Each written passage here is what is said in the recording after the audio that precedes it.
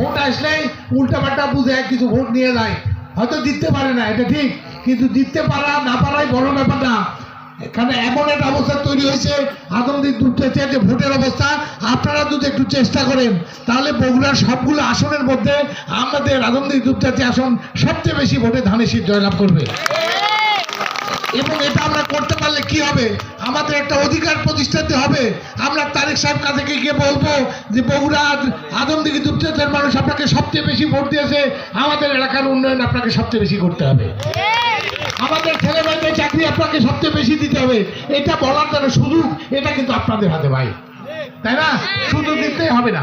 তাই আমাদের এলাকার মানুষ অনেকেই ভুল বুঝে বা বিভিন্ন কারণে অন্য দল করছে, তাদেরকে বুঝান, আসেন আমরা সবাই ঐক্যবদ্ধ থাকতে চাই। কারণ দীর্ঘদিন আমরা অনেক সময় পালাইছিলাম, অত্যাচার নির্যাতিত হয়েছি, এটা ঠিক, কিন্তু আমরা প্রতিশোধের রাজনীতি করতে চাই না ভাই। কারণ দীর্ঘদিনে এই আওয়ামী লীগ ক্ষমতা থাকার কারণে আমাদের যেটা ঘটেছে সেটা হচ্ছে আমরা সামাজিকভাবে বিভক্ত হয়েছি। কারণ হলো আগের দিনে দেখেন রাজনীতি জায়গা থাকতো, আওয়ামী লীগ বিএনপি যাই করতো, কিন্তু সমাজে আমরা ঐক্যবদ্ধ, অর্থাৎ সমাজে একটা বিচার আচার করলে গ্রামে বিচার আচারের ব্যবস্থা ছিল, সমস্ত গ্রামের মাতব্বর এখানে আওয়ামী লীগ ছিল, বিএনপি ছিল, কিন্তু বিচারে বসে কেউ আওয়ামী লীগ বিএনপি করে না, তারা ন্যায্য যেটা সেটা বিচার করে গ্রামের মানুষ। এটা ধ্বংস হয়ে গেছে, ধ্বংস হয়ে বিচার চলে গেছে থানায়, একটু কিছু হলে থানায় পুলিশ এসে কি করে অত্যাচার, মানে এই মানুষ যেটা খুব সহজে একটা ন্যায়সঙ্গত বিচার পাইতো বা তার সমস্যার সমাধান পাইতো, এটা কিন্তু এখন হয় না ভাই। কারণ মামলা মোকদ্দমা যদি হয় দেখবেন যে 5 বছর 7 বছর এটা কোর্টে দৌড়াচ্ছে, উকিলের লাভ, পুলিশের লাভ, কোর্টের লাভ, ক্ষতি আমাদের গ্রামের মানুষের।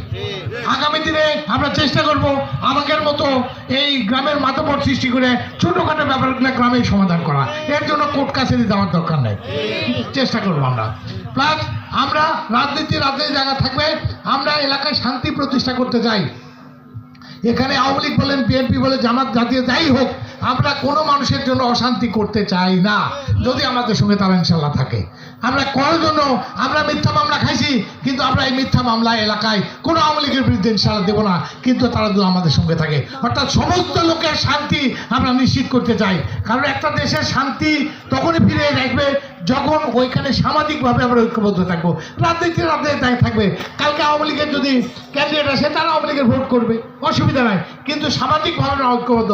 অর্থাৎ এখন আওয়ামী লীগের বাড়িতে যদি অনুষ্ঠান হয় বিএনপির লোক দাওয়াত পাবে, বিএনপির বাড়িতে অনুষ্ঠান হলে আওয়ামী লীগ দাওয়াত পাবে, এটা ক্ষতিগ্রস্ত হয়েছে, এখান থেকে আমরা ফিরে নিয়ে আসতে চাই। ঠিক আছে, সামাজিক ঐক্যবদ্ধতা দরকার শান্তির জন্য, আমরা অত্যাচার নির্যাতন ইনশাল্লাহ করবো না, এই মেসেজটা আমি সবাইকে দিতে চাই। এখানে আওয়ামী লীগ বিএনপি সবই আছে প্রত্যেকটা গ্রামে, সবাইকে বলে তোমরা যদি আসো শান্তির জন্য, আমি সবার এমপি হিসাবে থাকতে চাই, শুধু বিএনপির এমপি না, ঠিক আছে বলেন তাদেরকে। আর যারা আসছে না তারা কিন্তু দেখেছে, কারণ বগুড়ার প্রধানমন্ত্রী যারা যাবে না তারা কিন্তু হয়তো আমার ব্যক্তিগত শত্রু, এটা রাজনৈতিক শত্রু আমি এখন মনে করি না। এই এলাকায় তারা অনেকে আওয়ামী লীগের জামাতে যাচ্ছে বা আমাদের বিরুদ্ধে যাচ্ছে, তার মানে এরা ব্যক্তিগত, এরা বগুড়ার উন্নয়নের জন্য রাজনীতি করে না, এরা ব্যক্তির সাথে উন্নয়ন রাজনীতি করে, তাহলে এদের ঘটনা কিন্তু আলাদা হবে, ওইটা আমি দেখতে পারবো না। ঠিক আছে, এই হলো ঘটনা। এরপরে আমাদের তারেক রহমান সাহেব যেটা 31 দফা রাষ্ট্র কাঠামো মেরামতের জন্য যে ঘোষণা দিয়েছেন, এর মধ্যে আছে আমাদের দেশের অর্ধেক হলো নারী, অর্ধেক হলো পুরুষ, তাই না? নারী সমাজকে, এই সমাজকে পিছিয়ে রেখে দেশের উন্নয়ন করা খুব কঠিন। অর্থাৎ এই সমাজটাকে আমরা উন্নয়নের কাজে লাগাতে চাই, উন্নয়নের জন্য তাদের অবদান নিয়ে আসতে চাই। কারণ আমরা প্রাচীন কাল থেকে একটা জিনিস কিন্তু আমাদের প্রচলিত আছে, সেটা হলো আমরা যখন জাল দিয়ে মাছ মারি, ওর চেয়ে কিন্তু খলি যদি শক্ত না হয় তাহলে ওই মাছ কিন্তু থাকবে না। ঠিক আছে, খলি যদি শক্ত থাকে তাহলে মাছ যা মারবেন মাছ ঠিক থাকবে, ঠিক কিনা? অর্থাৎ একটা সংসারের খলিটা হচ্ছে একটা সংসারের উন্নতি। একটা সংসারের মহিলাদের যদি সম্মান না থাকে সেই সংসার কিন্তু ভাই উন্নতি হয় না, সংসারে শান্তিও থাকে না। অর্থাৎ আমাদের মহিলাদেরকে কিন্তু আমাদের সম্মানিত করতেই হবে। সেই কারণে তারেক সাহেব যেটা করেছেন, আমাদের প্রত্যেকটা পরিবারে মহিলাদের জন্য একটা ফ্যামিলি কার্ড দেওয়া হবে। ওই কার্ড থেকে প্রতি মাসে সর্বোচ্চ সর্বনিম্ন 2,500 টাকার পর্যন্ত মালামাল কম দামে বা কম সুযোগ তৈরি করে দেবেন আমাদের তারেক রহমান সাহেব ন্যায্য মূল্যের মাধ্যমে। অতএব ওই মহিলা যদি প্রতি মাসে 2,500 টাকা সেভ করতে পারে তাহলে মাসে বছরে হলো 30,000 টাকা। এখন 30,000 টাকা যদি সেভ করে, এটার জন্য মহিলারা কিন্তু টাকা নষ্ট করে না। তারেক সাহেব যেটা বলেছেন, পুরুষের হাতে টাকা বেশি আসলে বা টাকা যদি পড়ে পাওয়া মানে সস্তাভাবে টাকা পাই, বিকালবেলা আসরে পরে চায়ের দোকানে অর্ধেক খরচ করে বাড়িতে আসে, ঠিক কিনা? কিন্তু মহিলারা কিন্তু এই কাজ করে না। মহিলারা যেটা করে, টাকা শুধু তাদের কাজ যেটা যায়, কিছু পয়সা তাদের সন্তানদের জন্য খরচ করে, পরিবারের জন্য খরচ করে, আর বাকি কিছু পয়সা তারা জমায়। খেয়াল করে দেখবেন। সেই কারণে দেখা যাবে যদি 2,500 টাকা করে মাসে হয়, তাহলে 12 মাসে প্রায় 30,000 টাকা। 30,000 টাকা তো পায়, দেখবেন যে 10-12 টাকা বিভিন্নভাবে খরচ হয়েছে, 15 হয়তো, তাহলে 15-20,000 টাকা তাদের রয়ে গেল। বছর শেষে দেখবেন তারা হয় ছাগল কিনেছে বা কিছু একটা কিনা, বা তাদের সংসারের আয় উন্নতির জন্য এটাকে আরেকটু বাড়ানোর সুযোগ করলো, ঠিক কিনা? তারা অর্থাৎ তারা টাকা পয়সা এইভাবে নষ্ট করে না। সেই কারণে ফ্যামিলি কার্ডটার ব্যাপার নিশ্চিত করতে চান তারেক সাহেব। এটা তারেক সাহেবের বক্তব্য কিন্তু আমি বললাম। তারেক সাহেব এইভাবে বলেছেন, পুরুষেরা টাকা পেলে চায়ের দোকানে গিয়ে খরচ করে, কি মহিলারা এই পয়সা নষ্ট করে না। সেই কারণে, আর এই পয়সাটা যদি মহিলাদের কাছে থাকে, পয়সা সম্মানের একটা অংশ, পয়সা যদি আমাদের মা বোনদের কাছে থাকে, তাহলে মা বোনেরা সম্মানিত হবে। আমরা চাই যে আমাদের দেশের মা বোনদেরকে, দেশের প্রত্যেকটা মানুষকে, এখানে নারী হোক পুরুষ হোক, সমস্ত মানুষকে তাদের কর্মের জন্য তাদেরকে সম্মান পাইতে হবে। বাড়িতে মহিলারা শুধু খেটে যাবে, সম্মান পাবে না, এটা আগামী দিনে ইনশাল্লাহ আমরা চেষ্টা করবো সমস্ত মানুষকে সম্মানিত করা। আমাদের মা বন্ধুরা যেন ওই সংসারে তার সম্মান পায়, পুরুষের আশা যা ইচ্ছা তাই, এই অবস্থাটা না হয়। এবং সম্মান পালে কি হয় জানেন? ওই পরিবারে শান্তি বিরাজ করবে। ওই পরিবারে সমস্ত পুরুষেরা, নারীরা পুরুষদেরকে সম্মান দেবেন, পুরুষেরা নারীদেরকে সম্মান দেবে, তাহলে সেই পরিবারে অশান্তি হয় না, ঠিক? এরপরে এটা হলো নারীদের কাজ ঘটনা। এরপরে আছে আমাদের যে কৃষক, ওনাদেরকে থাকবে কৃষিকার্ড। কৃষিকার্ডের মাধ্যমে আপনাদের যে সার, তার ন্যায্য মূল্য, আপনারা ন্যায্য মূল্যে সার পাবেন। এই যে এখন কয়েকদিন আগে দেখলাম, এই যে ডিএপি 1300 টাকা না 1400 বস্তা, আপনাদের এখানে হয়েছে কিনা জানি না, 1700 টাকা পর্যন্ত বাজারে বিক্রি হয়েছে না? এটা নিয়ে আমি হইচই করেছি, আমি সচিব পর্যন্ত বলেছিলাম। এখনো ক্ষমতায় যায়নি জন্য এটা হয়েছে। আমি ক্ষমতায় থাকাকালীন আল্লাহ যদি আমার ক্ষমতা দেয়, এটা জীবনে 5 বছরের মতো হবে না ইনশাল্লাহ। অর্থাৎ এটা হলো একটা দুর্নীতি। এলাকায় দুর্নীতি করে কেউ এই সারের সিন্ডিকেট করে সারের দাম বাড়ায় আমাদের কৃষকদের ক্ষতি করতে পারবে না, এটা নিশ্চিত থাকেন আমি থাকাকালীন ইনশাল্লাহ। অর্থাৎ এলাকায় কোনো দুর্নীতি হবে না। এটা হলো কৃষকদেরকে, ওই যে সম্মানিত কৃষকদেরকেও আমরা কৃষি কার্ডের মাধ্যমে ন্যায্য মূল্যে সার দেওয়ার চেষ্টা করবো ইনশাল্লাহ। এটা গেল ওইদিকে। 3 নম্বর হচ্ছে আমাদের যেটা, আমাদের এই ছেলেরা বা আমাদের দেশের মানুষ, তারা জমি জমা বিক্রি করে অনেক কষ্ট করে বিদেশে যায়, তাই না? এবং দেখা যাচ্ছে যে এইখানে তারা কি হয় জানেন? এরা প্রতারিত হয়। কিরকম? ভারতে এই বিদেশে যাওয়ার জন্য একটা মানুষের খরচ হয় মাত্র 2 লক্ষ টাকা, আর আমাদের 2 লক্ষ, 5 লক্ষ, 6 লক্ষ, 7 লক্ষ টাকা পর্যন্ত আমাদের মানে অনেক বেশি খরচ করে বিদেশে যেতে হয়।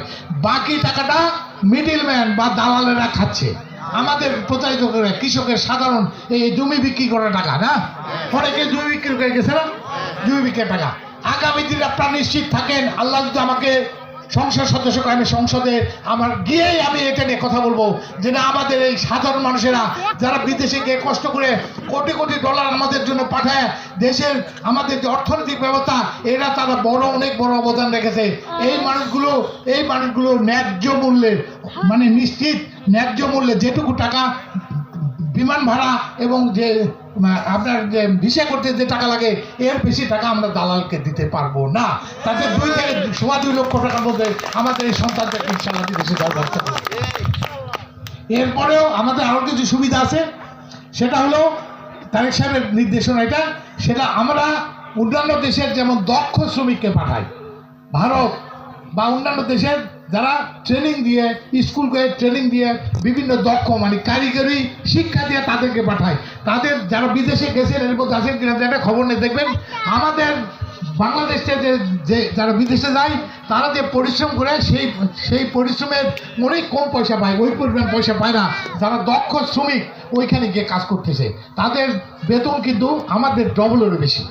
সেই কারণে আমরা চেষ্টা করব আদমদিঘি বা দুপচাতে মিলে এই আমরা কারিগরি স্কুল বা কলেজ খুলে ওইভাবে দক্ষ শ্রমিক তৈরি করে দক্ষ হিসাবে বিদেশে পাঠায়, যাতে বেতন আমাদের ছেলেরা অনেক বেশি পায়। অর্থাৎ প্রত্যেকটা সেক্টরে আমরা উন্নয়ন করতে চাই। এই বলে আসেন আমরা আজকে এই কথাগুলো নিয়ে আপনারা কিন্তু এই অর্জনগুলো কিন্তু শুধু বাড়ির বসে থেকে এই অর্জনগুলো আসবে না ভাই। প্রত্যেকটা অর্জনের পিছনে কিন্তু পরিশ্রম লাগে। আপনি ধান উৎপাদন করেন আর গম উৎপাদন করেন আর চাল উৎপাদন করেন, আলু উৎপাদন করেন, বাড়িতে বসে থেকে আলু লাগায় আসলে কিন্তু এই ধান উৎপাদন হবে না। হবে, আপনাকে পরিশ্রম করতে হবে। আপনার 2 মাস পরে নির্বাচন, এখন তো কাজ কাম কম, অনেক কমে গেছে। এই 2 মাস আপনাদেরকে দয়া করে একটু পরিশ্রম করতে হবে। এবং আমাদের যে ভাইগুলা আমাদের সঙ্গে থেকে অন্য জায়গায় যাওয়ার চেষ্টা করতেছে, কারণ এই 17 বছর কিন্তু তারা ছিল না। আজকে আমাদের প্রতিপক্ষ যারা 17 বছর এলাকায় ছিল না, এলাকায় কোনো রাজনৈতিক কর্মকাণ্ডে তারা ছিল না। আজকে আওয়ামী লীগের লোক হয়তো আমাদের বিরূপ রাগ করে গেছে, তাদেরকে বলেন তোমরা ফিরে আসো, আমরা সবাইকে এক চোখে দেখবো, কাউকে অন্যায় কারণে হবে না। এইটা আমরা নিশ্চয়তা দিতে চাই। এই বলে আসেন সবাইকে নিয়ে 2টা মাস পরিশ্রম করেন ভাই, এই অনুরোধটুকু আমি করবো। না হলে কিন্তু কি হবে, আপনাদের পরে যে পস্তাতে হবে নাকি। এই কয়েকটা দিন একটু পরিশ্রম করেন। আর এই উন্নয়নের কথা বলতে, ক্লাবের উন্নয়নের কথা বলতে, এটা আমি অনেক আগে বলছি, এটা ব্যাপার না। আল্লাহ যদি সামর্থ্য দেন এই ক্লাব পাকা হয়ে যাবে ইনশাল্লাহ। এটা নিয়ে কথা বলতে হবে, এটা আমার দায়িত্বের মধ্যে পড়ে, এটা আমার দায়িত্বের মধ্যে পড়ে। তাই আসেন সবাই মিলে আমরা একটু পরিশ্রম করি। বিশেষ করে মা বোনকে, যেটা আমাদের মধু বললো, মা বোনদের মধ্যে মিথ্যা তথ্য দিচ্ছে। একটা জিনিস খেয়াল করেন, আমরা বাসের টিকিট কারা বিক্রি করে? বাসের মালিক পক্ষ। যার টিকিট আপনি বিক্রি করবেন তার মালিকানা আপনার থাকতে হবে নাকি, ঠিক কিনা? আজকে যদি কেউ বলে আমি বেহেশতের টিকিট বিক্রি করবো দাঁড়িপাল্লার মাধ্যমে, তার মানে বেহেশতের মালিক কি সে? আর এটা যদি কেউ দাবি করে তাহলে সে শিরক করলো আল্লাহর সঙ্গে। কি বলেন? ঠিক। কেউ যদি দাবি করে যে আমি বেহেশতের টিকিট আমি বিক্রি করবো, তার মানে কি বেহেশতের মালিক সে? ওই বেহেশতে যাবে কিনা তার কোনো নিশ্চয়তা আছে? হযরত মুহাম্মদ কোনো নবী পর্যন্ত বলতে পারে না যে আমরা বেহেশতে যাবো কিনা, তাই না? আর তারা বলতেছে আমরা বেহেশতের টিকিট বিক্রি করতেছি, মানে বেহেশতের মালিক তারা। এটা বলা অর্থ হলো কিন্তু এটা ঠিক, আল্লাহর সঙ্গে তাদেরকে নিজেকে শরিক করলো। এটা হলো যে অপরাধগুলো সবচেয়ে বেশি আল্লাহর কাছে বিপজ্জনক মানুষের জন্য, তার মধ্যে একটা হলো আল্লাহর সঙ্গে যারা নিজেকে শরিক করে। অতএব এটা আমাদের মা বোনদেরকে একটু ভুল বোঝায়, তাদেরকে মাথায় কসম করায়, সে করাচ্ছে। এই ব্যাপারে মা বোনরা একটু সজাগ থাকেন। কারণ হলো এটা হলো মিথ্যা তথ্য। কারণ আমরা কোরআনের জ্ঞানের মধ্যে সঠিক তথ্য নিয়ে আমরা থাকার চেষ্টা করব, ঠিক আছে? তাই যদি হতো আবার অনেকে বলেছে যে অনেকে দেখেছি আওয়ামী লীগ বিএনপি অনেক ক্ষমতা দেখছি, জাতীয় পার্টি দেখছি, জামাতেগুলো দেখি। ভাই 71 সালে কে ক্ষমতায় ছিল? জামাতে ইসলাম। 71 সালে তার ক্ষমতায় থেকে দেশের কি অবস্থা করছিল আপনারা জানেন, ঠিক কিনা? এবং যতবারই জামাত সামনে আসে ততবারই, ধরেন 47 সালে যেটা ফেসবুকে ঘুরতেছে, 47 সালে তারা পাকিস্তান চায়নি, তারা ব্রিটিশের পক্ষে ছিল, বুঝলেন? 71 সালে তারা স্বাধীনতা চায়নি।